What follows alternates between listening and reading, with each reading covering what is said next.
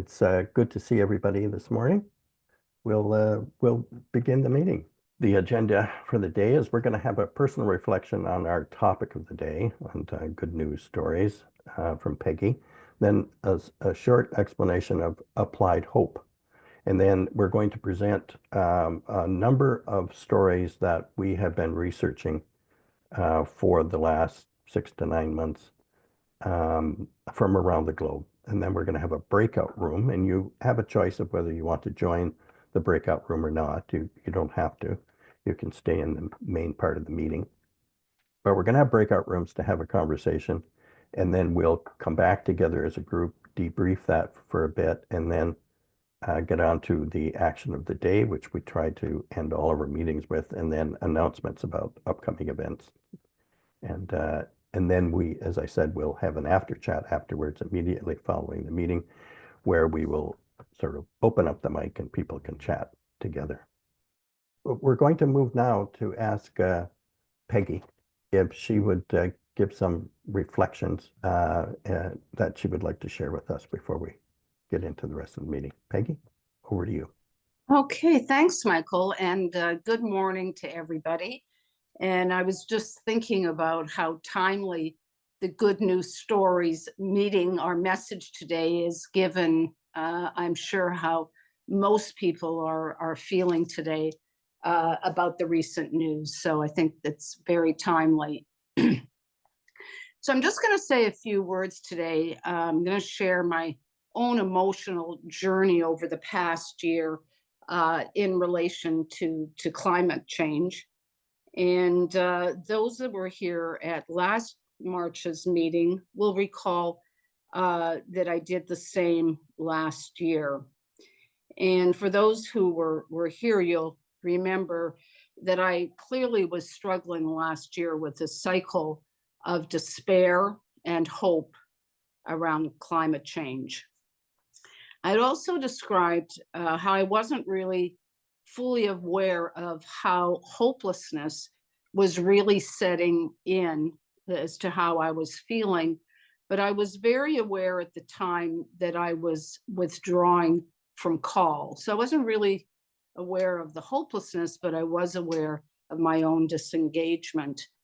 And once I started talking about this and became more aware of the underlying emotional feelings, I started to regain engagement. I started to re-engage with call, and I regained a sense of hope.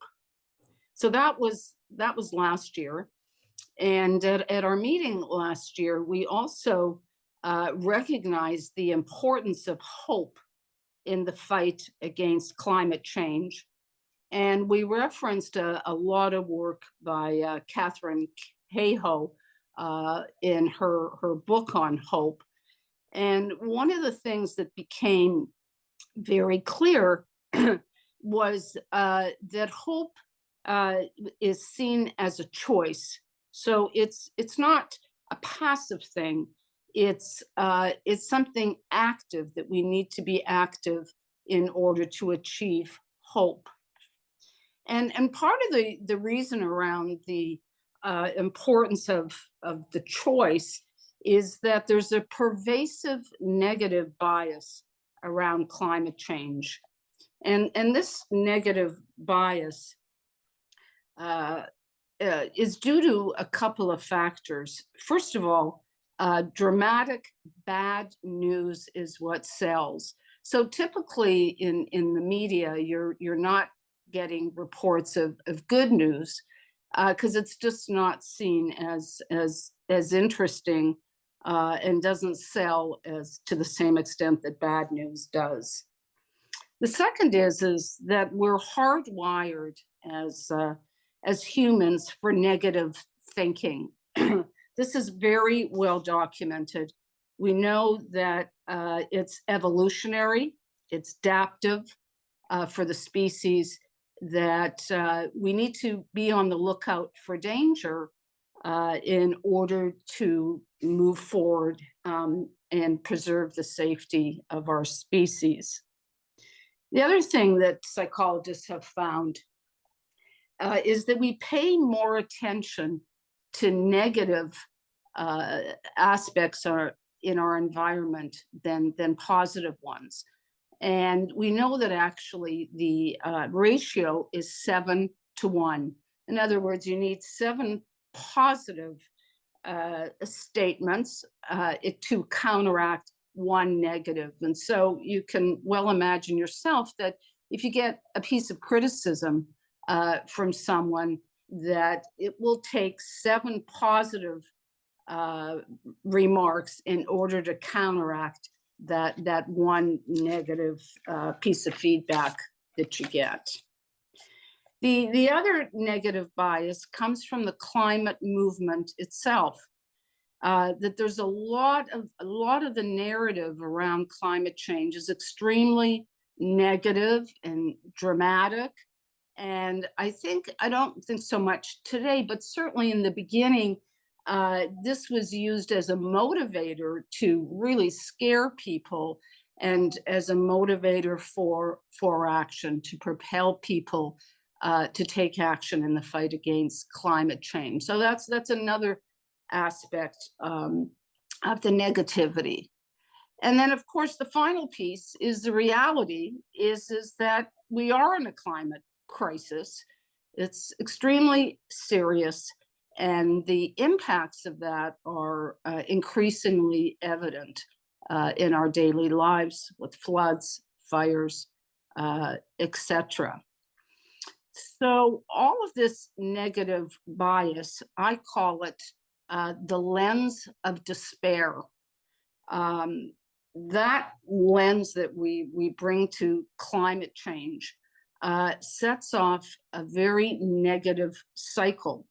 So the environment, what we're paying attention to, is a very extreme, very negative, very dramatic, and it leads to feelings at an emotional level of despair and hopelessness.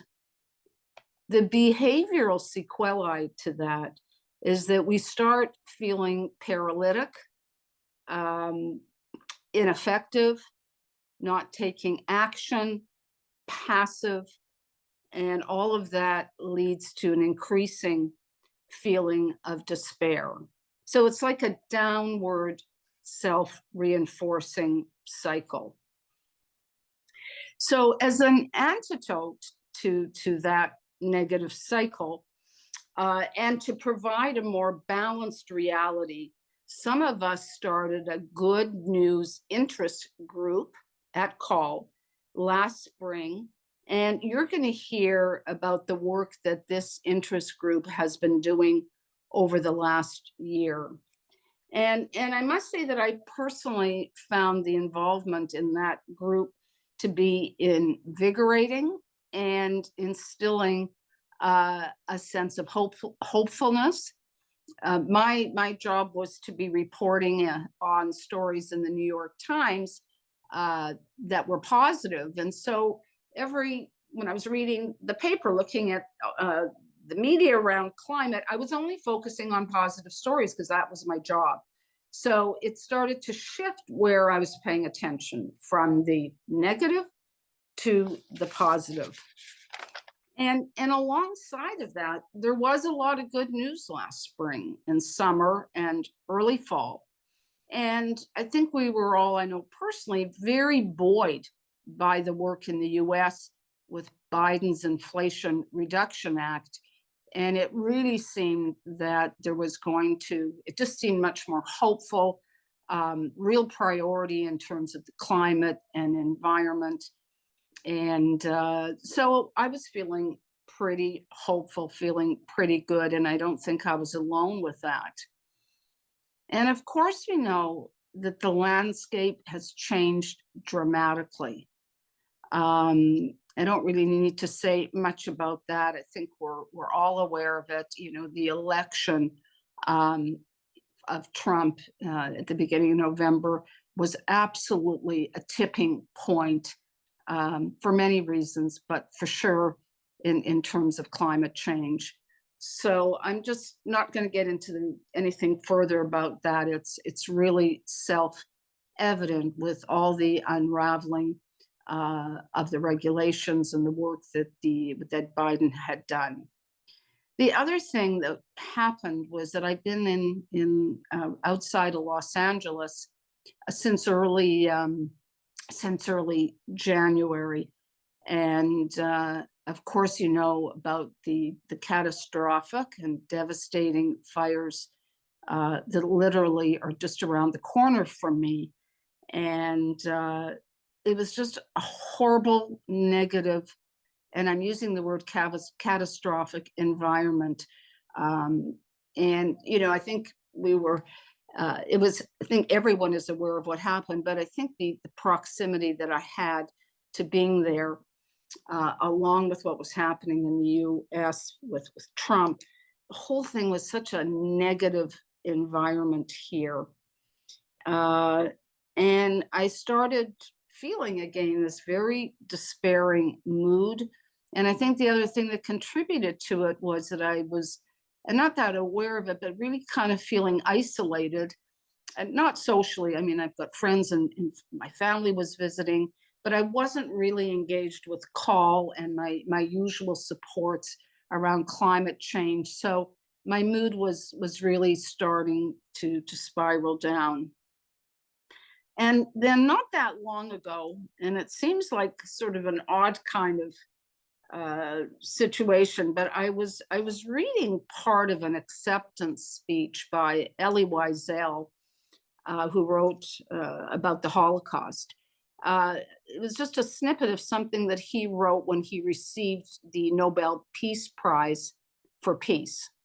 And this is what he said: "Because I remember," referring to the Holocaust, of course, "because I remember, I despair. Because I remember, I have a duty not to despair." And there's just something about that statement that was really triggering for me in terms of my relationship to climate change, that I needed to take some action, that I needed to counteract that feeling of despair. In fact, it was a duty, because if we choose despair, that leads to cycle hopelessness, not taking action, which becomes self-perpetuating. And so with that kind of new energy, I started chatting with others. I started re-engaging with the good news stories again, started taking my own personal actions around climate change, some of the things that I do personally to make a difference. And I found that I was able to turn that around and to become more hopeful. And I found that sort of taking action and connecting with others are really critical and in the fight to achieve hope. Now, am I feeling as hopeful as last year? No, I don't think so. But I am on an upward spiral to hopefulness. So anyway, I hope that some of that is helpful for you and reflects some of the ways that you've been feeling this year. And at this point, I'm going to turn it over to Michael, and we're going to have the presentations from the Good News Interest Group, which will speak to good news in Canada, the US, and globally. Thank you, Peggy. Before we go into the stories, we're going to have Joy just do a brief explanation of applied hope. Good morning, everybody. Just to underline what Peggy said about hope, there's an institute, the Rocky Mountain Institute in Colorado, founded over 40 years ago, and their framework for their action, they started out trying to improve America's energy practices. They now focus on the climate crisis and the need to transition from fossil fuels. So they define applied hope, emphasizing the applied, not being optimism, because optimism treats the future as fate, not as choice, a word that Peggy used. Applied hope is a deliberate choice of heart and head, and applied hope is rolling your sleeves up and fighting for change. Then this year, the co-founder of the Rocky Mountain Institute put in the context of 2025 and what was happening, next slide if you could please, Michael, said the most solid foundation, again talking about applied hope, the most solid foundation for feeling better about the future is to improve it tangibly, durably, reproducibly, and scalably.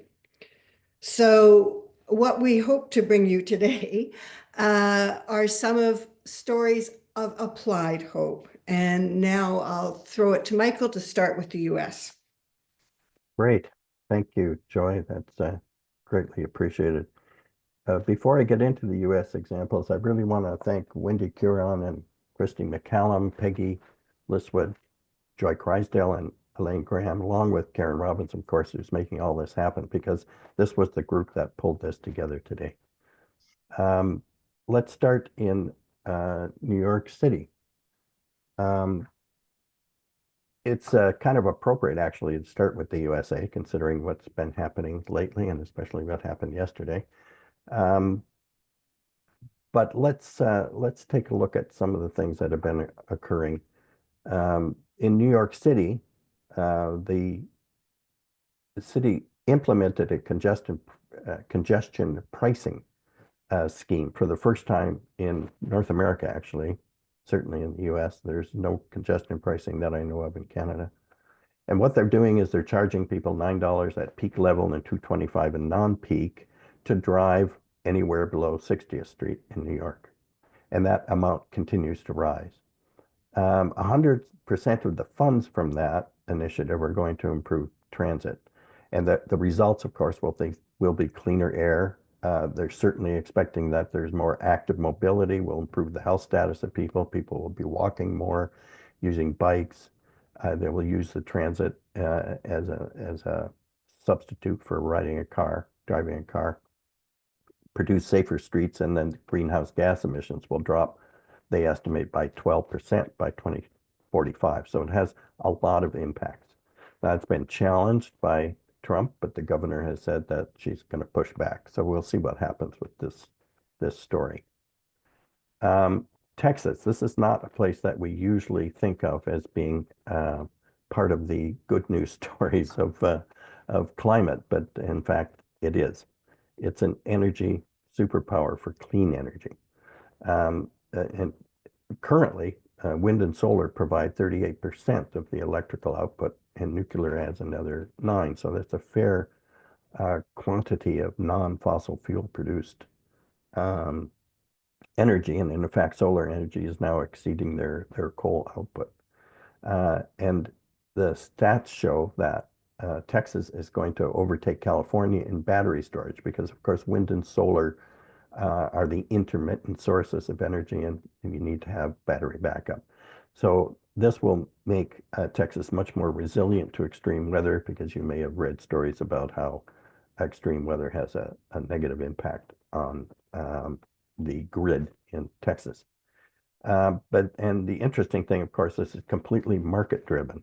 Unlike California, Texas doesn't have policies to encourage renewable. They're sort of hands off on the regulation side. So support is strong for renewable energy. Why is that? And it's also very strong in conservative rural areas. And the reason is because it costs less. The utility costs have gone down, not up. So the local tax revenue is also generated as $12.3 billion for local communities from the establishment of renewables in various communities. So that's a significant impact as well. This is a picture in Maryland and Baltimore of a wetland that was created in the river that runs through the city. It's the Jones Falls.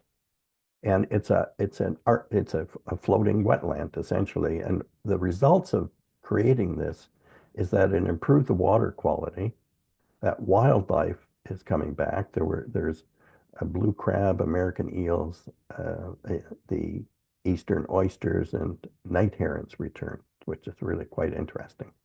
It's been made swimmable after decades of pollution, and it mimics the river's original tidal marsh. So this experiment is very similar to what is occurring down at the mouth of the Don River here in Toronto.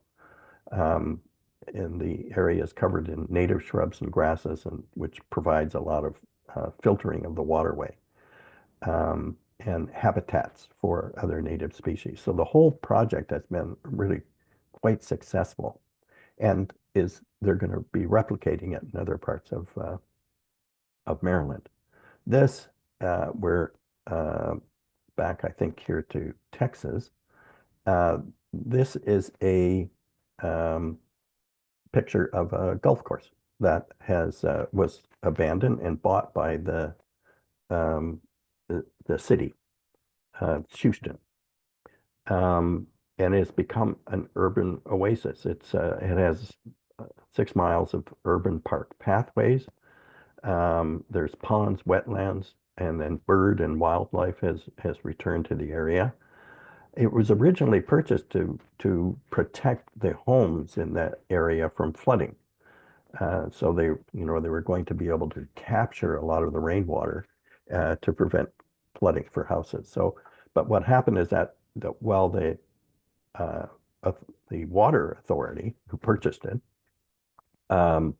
had only one objective, the community came together and determined that they wanted to turn it into a natural habitat as well. So it sort of became a public-private partnership with, the city worried about the flooding and other people realizing here's an opportunity to turn something into a natural habitat as well.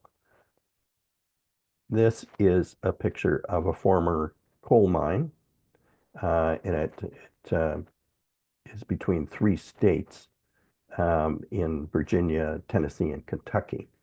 And this area here where the picture is going to be turned into a solar farm. It's called the Cumberland Forest Project. There's 253 acres bordering Virginia, Kentucky, and Tennessee. It's funded by an impact investing strategy, which is a working forest part of the Conservancy. And the quote here is that people are starting to understand that we can live in harmony with our environment and still make money. Sounds quite American, actually, to me. Cultural and traditional significance for the Cherokee, Shawnee, and Yuki nations is also an important factor in this.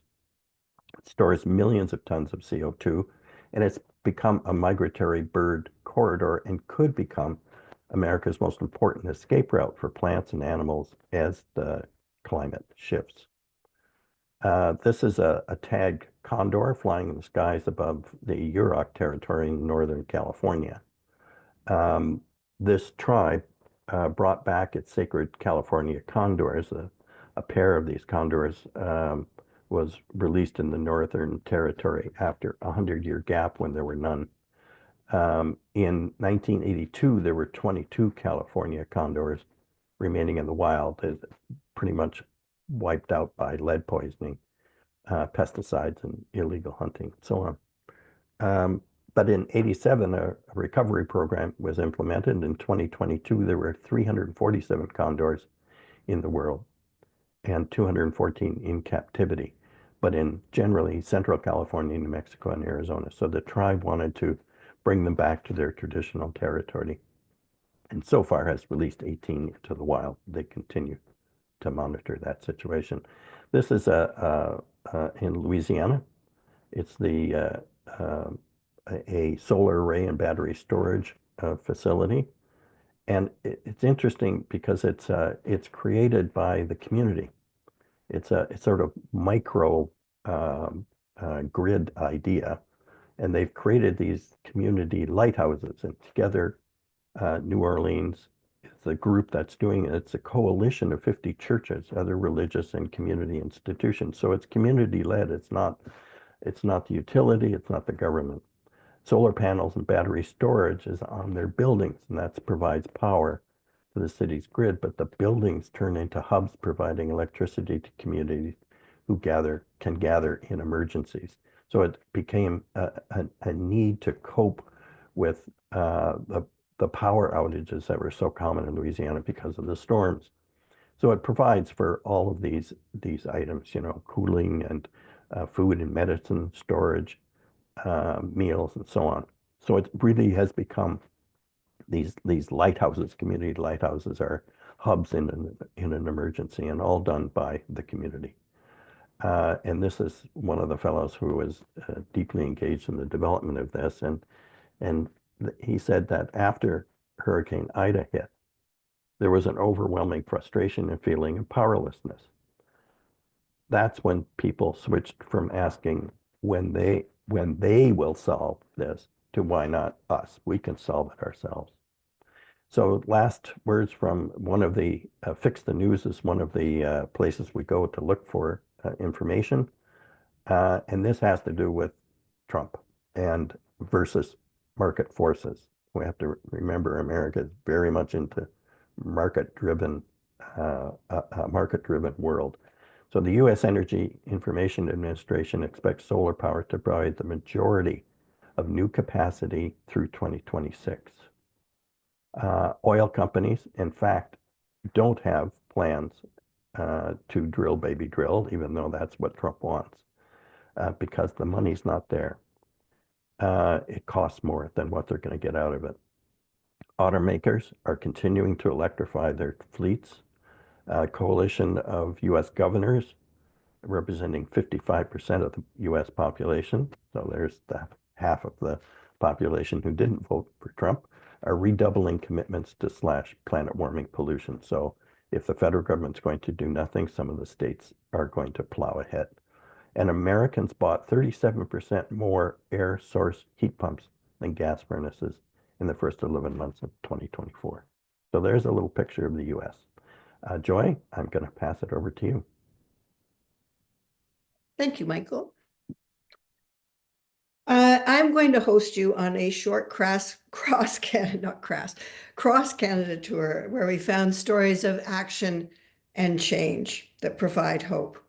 The first name that you, I think, are very familiar with is Clayoquot Sound in BC, the largest area of ancient temperate rainforest left on Vancouver Island. And you probably remember in the 1980s, there were small protests that grew into big blockades of logging companies in the 90s and became dubbed the War in the Woods. Now, there were some changes of licensing, but difficulties and negotiations continued right up until the last few years around the area. But last June, the permanently protected old growth sections in Clayoquot Sound nearly doubled to 62% of the area. Then going east, guess where North America's largest urban solar power plant is being planned? And if any of you have been there, you saw the city down there. It's Medicine Hat, Alberta. Now, again, you're probably aware that renewable energy, there was a moratorium on it in 2023, but that was revised in February last year. And some projects are now approved or advancing. Medicine Hat project could meet the peak demand for industrial, commercial, and residential needs when it's fully built. Okay, then we're going to go to the small town of Port Perry in Scugog Township and a story of people action. There was a development proposal that included roads through wetlands and a communal sewage project on the lake shores and more. And the developer asked for that lovely Doug Ford created thing called a MZ, next slide, MZO, Ministerial Zoning Order. And what that does, it allows someone to build and fast track without the usual rezoning and public input and just go ahead and do it. That's what the developer asked for. The citizens rallied against it. The chief of the Mississaugas, of the Scugog Lake Stewards Environmental Defense, many more spoke against it, and council said no last September. Again in Ontario, historic legal challenge, these 7 young people versus the province. And they claim the province's reduced climate targets, which they reduced in 2018, violate youth and future generations' charter rights. It's the first climate lawsuit based on charter rights that's been heard on its merits in a Canadian court. Now, there was a bump in the road because it was heard, but the court that heard it agreed that their rights were being violated, but that what the province had done was not unconstitutional. So the case was dismissed. But then again, hope. In the next slide, we'll see October 24, the appeals court ruled against the earlier court dismissal so that the case could proceed. Both sides have now asked the Supreme Court to hear the case. So fingers crossed for that. But its importance, Osler is a leading business law firm in Canada. It sees this case as significant because courts could possibly see themselves having the power to order the government to set emissions targets. And from a Reuters report, this case could reverberate globally, where it could be cited in other cases. And there's other youth activist lawsuits, not just in the States actually, but in other countries around the world. Now, really going east, Summerside, PEI, it's on a small town on the southern shore there of PEI facing the mainland. Before we talk about what they've done, which is great, look at PEI and its energy production over the last while. In the next slide. At the turn of the century, which is a weird term for 2001, but almost all of PEI's power came from cable to the mainland, cable to the mainland. But then the PEI Energy Corp built a wind farm. And by 2023, 30% of the island's energy came from wind. But a diversified system of wind and solar is stronger. So looking at what is happening with solar on the island overall, it's #1 in Canada for solar installation. And this is as of 2023, but I believe it must have gone even higher in the ratings because look at Summerside and what they did. Last year, 2 large-scale solar farms came fully online. They have a battery system that stores power from both wind and solar. As I said, diversified makes stronger. And on April 10th, Summerside was 100% powered by solar. That became the inspiration for the Mi'kmaq population of Lennox Island, PEI. It's a small island. You can't really see it's up near the little pointy bit of PEI. And there, led by this man, Drew Bernard, the goal of the community is self-sufficiency and sovereignty in energy. They have acquired 100 acres of Crown land, negotiating with the province for a solar project. They have heat pumps in every home. They're working on charging stations for electric vehicles and also working on the storage of the energy. So another small is strong story. This government graph, as of 2022, the electricity that PEI was producing itself, 99% of it came from wind, tidal, and solar. And just before I throw over to Christy with a global look at some hopeful stories, I want to refer you to the Eurasia Group. The Eurasia Group is used by business and governments around the world as a predictor and also consultant for running business in political environments. What they said about Trump and the global energy transition is that it's survived the first Trump administration and it will survive the second too. In 2017, which of course was the start of Trump, the global energy transition was just leaving the station. Heading into 2025, it's reached escape velocity. So now Christy will show you some of that escape velocity. So moving into the global and macro level, I'm going to carry on with the assessment by Eurasia News. They have said that the clean energy transition is inevitable and that it's economically driven. The reason for this is technological innovation, which has dramatically reduced the price tag of renewable energy. It has become cost-effective in most markets, regardless of politics. This is a slide that shows the rationale for their argument. And basically it shows the increasing affordability of renewable energy relative to fossil fuel. So the broken black line shows fossil fuel energy as the baseline price, and the solid lines show comparators with renewables. So back in 2010, solar was 400% more expensive than fossil fuel, but by 2023, it was actually 56% less. Similar story, onshore wind in 2010, 23% more expensive. By 2023, it was 67% less expensive. And offshore wind, initially 126% more expensive. By 2023, down to 25% less expensive than fossil fuel. There's all the economic rationale in the world for shifting to renewables. But what about Trump and him having left the Paris Accord? Doesn't that mean that we're all done for anyway? And the answer is no. And the reason for that is China. It's really far more important that we have China staying in the Paris Accord than it is for the US. And the reason for that is sheer volume. China, and not the US, is the largest CO2 emitter. Last year, China emitted 12 billion tons of CO2 compared to less than half of that by the US. However, the good news about this is that China is moving fast and furiously to change all of that.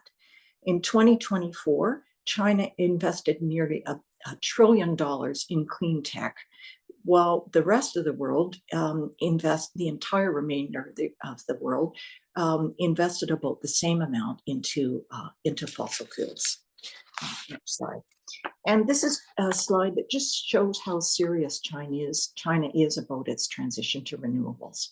So in 2020, they'd set a 10-year target for 2030 of the absolute amount of renewable energy they wanted to produce. And that's shown by the broken yellow line up top. However, if you look to the right, looking at their renewable production, just 3.5 years later in 2024, they had already surpassed their 10-year target. So it's really extraordinary. And in addition to electrifying their grid, they're also doing great with electrical cars. Last year, more than 50% of their cars sold were EVs, and they're anticipating that by 2030, 22,000 of their gas stations serving cars will be closed due to non-demand. And finally, in this lovely week of tariffs, the Chinese are responding in a very interesting way to the tariffs that the US is imposing on their exports to US. And the Chinese response is to slap on massive tariffs onto the import of US LNG and oil. And the reason for that, I think, is just that they don't need it. Next slide. So moving away from China to the rest of the world, other countries from across the globe are charging ahead with renewables. By 2030, the majority of countries in Europe, Scandinavia, and the UK will have most of their grid powered by renewables. The slide on the right shows solar panels on apartments in Germany, which is now a very common phenomenon. And on the left, of course, were some windmills in the Netherlands. And there was one slide that I think was, oh, no, I know where that is, sorry. And worth noting that there are many small countries worldwide that are really paragons of renewable energy. Norway, New Zealand, Iceland, Costa Rica, Kenya, Bhutan, Scotland, Uruguay, and Paraguay have already reached 90 to 100% renewables. Going back to France, and to Europe. France, it's anticipated by 2030, will be 100% powered by nuclear, a combination of nuclear power, wind, and solar. And by 2030, most countries in the EU, Scandinavia, and UK will have the majority of the grid powered by renewables. Leading this transition to wind, solar, and battery storage will be the UK, Germany, Netherlands, Greece, Portugal, and Spain. And finally, the eminent 2030 renewables club that will be where the country will be powered 90 to 100% by renewables will include Denmark, Portugal, and Chile. This is a very busy slide, but basically what you want to look at is the black squares on the right. And those squares represent the percentage of renewables composing the grid of each country. And basically what's important to note is that by 2030, there are a lot of black squares to the north or to the right of the black squares, to the right, sorry, of 70%.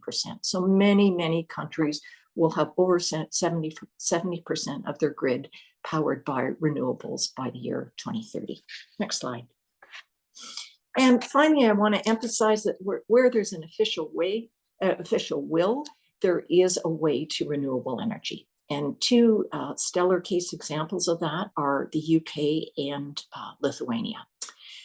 UK's new government governs the 6th largest economy in the world, so pretty significant. And the new Labour government actually supported Greenpeace in winning a recent court ruling that ordered a halt to the opening of Rosebank, which is a massive new oil field. This ruling was groundbreaking because it ruled that tertiary emissions caused by consumer burning of the finished end product had to be considered in the environmental impact. This effectively brings an end to all future oil field exploration in the UK. And consistent with this ruling, their 2035 renewable grid target is 81%. And also by 2030, there will be no new fossil car sales in the UK. And last year, they were already well on their way with 30% of their new car sales being EVs. And last but not least is Lithuania. Next slide, please. Which is getting untethered from fossil fuel. Russia moved away from Soviet-based nuclear when it joined the EU in 2009. Recently untethered from Russian gas through renewables, now at 68% by solar and wind, and hoping to get to 100% through rapid new investment in battery storage. And that's for both Lithuania and Estonia. Thanks. Great. Thank you so much for that, Joy and Christy. I think this hopefully gives you a sense of the kind of materials that is just not presented in mass consumption media. We just don't hear about these things. And it's really gonna sort of an important thing to keep in mind. And this is just a small slice of what's out there. And later on, Elaine will share some of our sources at the end of the meeting. Now we're going to go to Wendy, who will explain how our breakout groups will work, and she'll do a bit of an introduction about some quotes from Rebecca Solnit to start. Now to set the stage, I'll be introducing 3 inspirational quotes by award-winning American author, activist, and historian Rebecca Solnit. The quotes center on accessing your own power, managing expectations, and the complexity of the human heart. So here we go. Here's quote number 1. Joy doesn't betray, but sustains activism. And when you face a politics that aspires to make you fearful, alienated, and isolated, joy is a fine initial act of insurrection. And moving on to quote number 2, they want you to feel powerless and surrender and let them trample everything. And you are not going to let them. You are not giving up, and neither am I. The fact that we cannot save everything does not mean we cannot save anything, and everything we can save is worth saving. And finally, She says in reference to while people are climate doomers, that she wonders, if it's because people assume you can't be hopeful and heartbroken at the same time. And of course you can. So drawing on these three inspirational quotes, in the conversations, we will explore two questions. How do you combat the paralysis of despair and keep your hope alive? How can we translate this hope into action? During the breakout rooms, Karen will put the questions into the chat so we can see them on an ongoing basis. So there we can begin our conversations. Glad to have you back. I hope that was helpful. We're going to do a quick debrief and then just the sort of high level things about happened in the rooms, and I'll start. The first part of our discussion was certainly about you know, how we look at news and trying to subscribe and pay more attention to the good news stories, and then sometimes just disconnect from what's going on around us in terms of news. That we have to have some control over the things that we do to keep ourselves balanced. There was an emphasis on keeping learning and discussing issues, and that being part of a group like Call or other groups really helps, because you're with other people experiencing the same thing. You're not alone with the possibility of sinking deeper into despair. So that being together seems to help. Individually, taking action like reducing your carbon footprint, those kinds of things that we do have control over, continue to help us realize that if I'm doing this and other people are doing this, we might have some progress. We then sort of got into a bit of a discussion about what to do. And I think one of the things that we came up with in the end is that one of the ways in which we can try to change things is changing the electoral system and getting involved in our electoral politics through things like Not One Seat and other organizations who are trying to ensure that parties who have regressive policies on climate change don't get elected. And that means a lot of different kinds of work that we could do, but the group would like Call to sort of take a look at that and see what's possible for us to do. So that's a little quick report back. Wendy, could you go next? We talked about things related a lot to community, talking to other people, working with other people, the importance of working with multi-generational groups, the importance of, I guess, the wisdom of the seniors, the use of inspirational quotes to help us change our mindset so that we can maybe visualize a better tomorrow, shall we say, and that we can work towards. Voting was certainly on our radar. Sharing information, like someone in the group had shared widely the invitation to today's meeting in the hopes that perhaps they would join our learning group today. We talked about the importance of connecting with nature to keep ourselves grounded and stable and connected to our environment. With respect to question number 2, certainly the importance of sharing positive information with friends and family and inviting them to our meetings, the importance of, or the usefulness of connecting with the City of Toronto's Transform TO to make Toronto a greener, better, healthier city. And they're in some sort of a consultation process at the moment. So working with our city councillors to support them and to get additional funding for those programs. Things like electrifying the city, heat pumps, public transit. And finally, just supporting, whether it's financially or more emotionally, being a cheerleader, shall we say, to our friends and our families as they make changes to their own personal residences, whether it's heat pumps or extra insulation or windows, and pointing out the financial advantages over the longer term to reduce our emissions.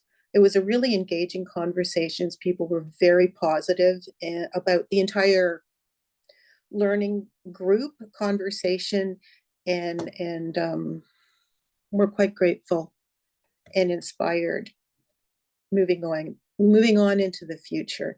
And there was a request that the recording be released quickly before the momentum gets lost, so that they can share their enthusiasm with others via the recording.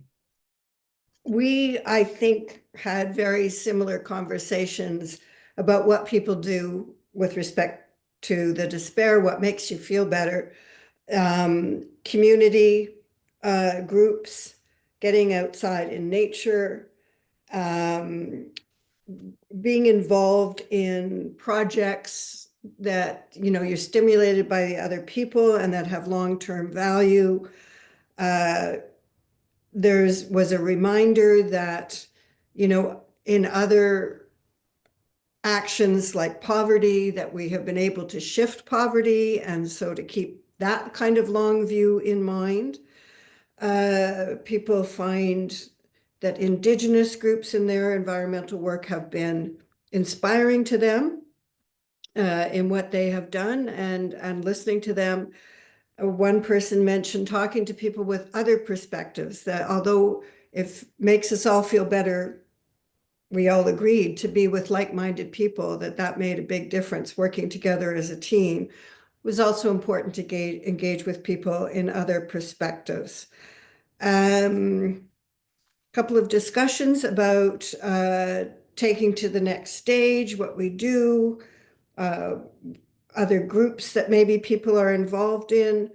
And I think that sums it up.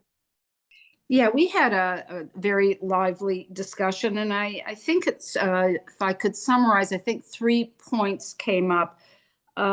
One is, the first thing is the importance of support from others, and being part of a like-minded community, how helpful that is.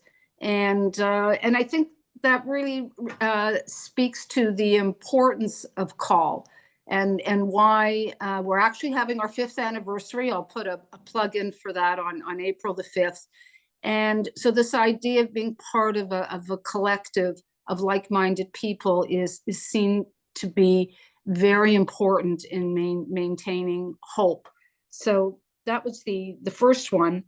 The second is there was a consensus that taking action is really important in terms of combating despair.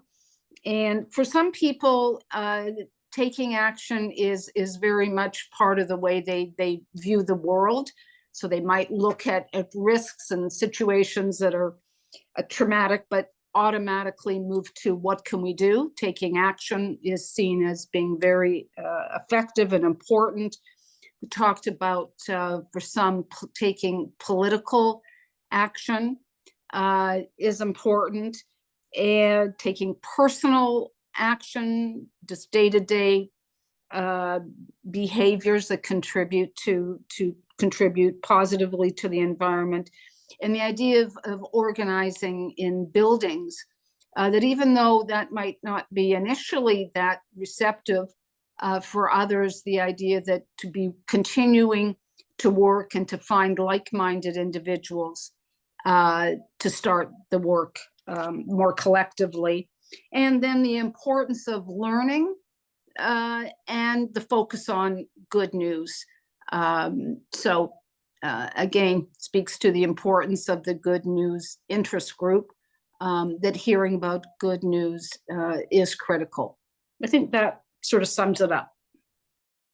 Just in a nutshell, we felt that the most important thing to overcoming despair is overcoming isolation, that isolation is deadly. And realizing that, especially, you know, with the support of groups or like-minded individuals, realizing that we always have some choice and control, in terms of how we react to whatever's going on, and that small activities, small steps can lead to larger things. And the idea that connection with nature is absolutely critical.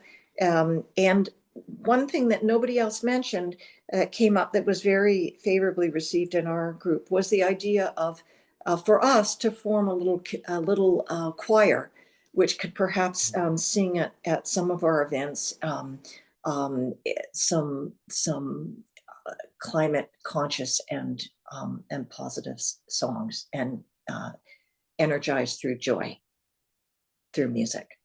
That's it. We covered much of the same things, but there were some other things too. One person mentioned, and I think it was very good, that it would be a good idea to limit news intake, especially negative news intake, and focus on positive things. Maybe we should all as individuals make it a point to look for positive climate news as we go through the year. And we also talked about the importance of getting together with like-minded people. Volunteering was something that was discussed. Somebody in our group volunteers at the Toronto Zoo. Someone else was involved with another seniors environmental or climate group. And we also mentioned that unfortunately right now, sometimes because with everything else that's happening in the world, climate change is not always top of mind for our friends and family and so on. And it's important for us to keep raising the issue of climate change in conversation so that it doesn't get forgotten with all the other things that are happening. I think that sums it up very briefly. At the close of each monthly meeting, we like to suggest an action of the day. And this month we are asking that you consider subscribing to one or more of these online newsletters that you can see here, especially on the left-hand side of the slide.